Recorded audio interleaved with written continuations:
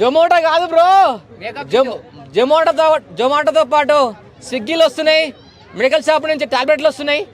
వేరే ఎందుకు వస్తున్నాయో మీకు అర్థం కావట్లేదు సార్. మారుతి సార్ మా ప్రభాస్ అన్నని ఒక రేంజ్లో ఊహించుకున్నాం, మా అనుకున్న రేంజ్లో మీరు చూపించలేదు.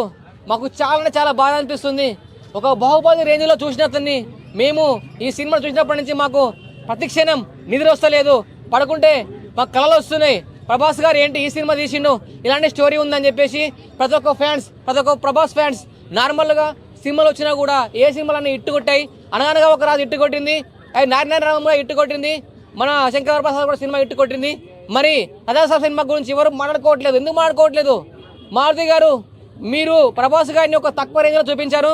మా ఫ్యాన్స్ బాధతో కోపంతో మీ ఇంటికి పంపిస్తూనే ఉంటారు. మీరు మా ప్రభాస్ గారిని ఇలా చూపించడం మాకు చాలా బాధ అనిపిస్తుంది. ఈ బాధకు మేము ధర్నా చేస్తున్నాము. ప్రతి ఒక్కరు ఇవే కాదు, స్విగ్గీలు, బిర్యానీలు మొత్తం టోటల్ మీ ఇంటికి వస్తూనే ఉంటాయి. ప్రతి క్షణం మీ డోర్ కొడుతూనే ఉంటాం. మీరు పోయి మాకెందుకు మీ అడ్రస్ ఇచ్చారు, మీ అడ్రస్ చెప్పిరు, అడ్రస్ చెప్తే మా వాళ్ళు ఊరుకుంటారా? ఊకోరు. ప్లీజ్ సార్ దండం పెడతా, మీరు నెక్స్ట్ టైం సినిమా తీస్తే మాత్రం ఇలా తీయకండి. ప్రభాస్ గారితో మీకు చేసే ఛాన్స్ వచ్చింది. ఆ ఛాన్స్ వచ్చిందంటే మీరు నిరూపించుకోవడానికి చాలా బాధ అనిపిస్తుంది. ఏంటంటే ప్రభాస్ గారిని మళ్ళీ ఆ లుక్ చాలా డౌన్గా చాలా గిల్టీగా ఫీల్ అయిపోయాము. ప్లీజ్ మారుతి గారు మీరందరికీ ఫ్యాన్స్కి సారీ చెప్పాలి. ఎందుకంటే చాలా బాధలో ఉన్నాం. ఆ బాధలో మీ ఇంటికి మీరు బిర్యానీలు తిని టాబ్లెట్లు వేసుకొని మంచి స్టోరీ రాస్తారని చెప్పేసి పంపిస్తున్నాం. వేరే ఉద్దేశం అయితే ఏం కాదు. బిర్యానీలు తినండి, గట్టిగా ఆలోచించండి. నెక్స్ట్ మూవీ ఒక లెవెల్లో తీయండి. నెక్స్ట్ మీ నుంచి మేము ఏం ఆశిస్తున్నామంటే రాజమౌళి టైప్ ఆలోచిస్తున్నాం.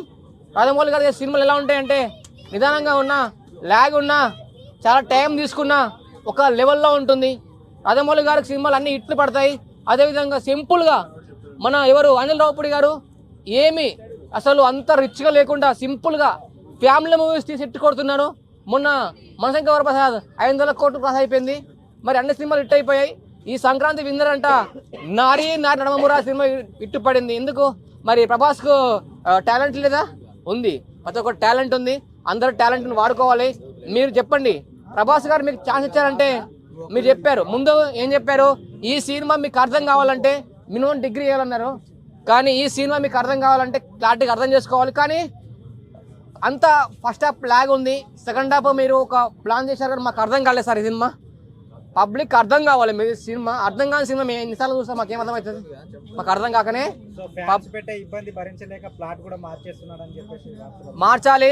మళ్ళీ ఇంకొకసారి మీరు మీ అడ్రస్ చెప్పకండి సార్ ప్లీజ్. ఎందుకంటే ప్లీజ్ దండం పెడతా, మా లాంటి ప్రభాస్ అన్నని తక్కువ చూపించడానికి మేము చాలా బాధపడుతున్నాం. మా ఫ్యాన్స్ ఆగ్రహానికి ఫీల్ అవుతున్నాం. ఆ బాధలో మేము బిర్యానీలు పంపిస్తాం, స్విగ్గీ తినండి, మొత్తం లెగ్స్, చికెన్, మటన్, పిస్తా, జొమాటోలు అన్ని పంపిస్తాం సార్. స్విగ్గీ జొమాటో కాకుండా మేకప్ కిట్లు పంపిస్తారంట కదా. మేకప్ కిట్లు ఎందుకు పంపిస్తున్నాం? అన్ని పంపిస్తాం. మాకు మేకప్ తక్కువైంది, అసలు స్టోరీ తక్కువైంది, బాధ అనిపిస్తుంది. ఆ బాధలో మాకు నచ్చింది పంపిస్తాం. మారుతి గారు ప్రభాస్ గారు తీసుకొచ్చిన స్టోరీకి అలా మాకు తిన్నది అరగట్లేదు ఫస్ట్ అలా చూపించడం వల్ల, అందుకే డేపులు వస్తున్నాయి. ప్లీజ్ ఫ్రెండ్స్ అందరూ ఆలోచించుకోండి. ప్రభాస్ గారిని ఒక రేంజ్లో చూడాలనుకుంటున్నాం. ఇప్పుడు వచ్చే స్పిరిట్ మూవీ పోస్టర్ ఆ విధంగా ఉంది. మరి సినిమా కూడా ఒక లెవెల్లో ఉంటుంది. 4G సినిమా కూడా ఒక లెవెల్లో ఉండబోతుంది. ముందుగా వచ్చే సినిమా స్పిరిట్. ఈసారి తీసే డైరెక్టర్ గారు చెప్తున్నాను, సందీప్ రెడ్డి గారు చెప్తున్నాను, స్పిరిట్ మూవీ ఒక రేంజ్లో ఉండాలి.